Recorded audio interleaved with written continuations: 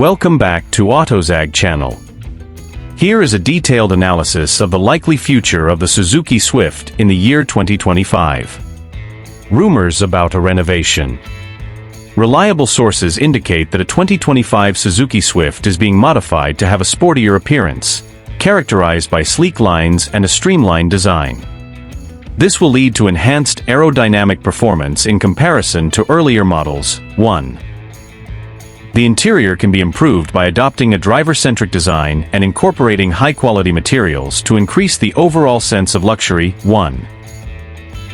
This makeover would likely focus on preserving the Swift's reputation as an enjoyable and practical hatchback, while updating its appearance to be more contemporary. Evolution of electric vehicles. Nevertheless, there are contradictory conjectures indicating that Suzuki may be experiencing a substantial change in course. Suzuki is contemplating ceasing the production of the Swift Sport and other models to make room for their inaugural all-electric vehicle, aligning with the industry's increasing emphasis on electric vehicles. 2-3. This proposal is in line with more stringent international environmental rules and has the potential to position Suzuki as a formidable player in the growing electric vehicle (EV) industry.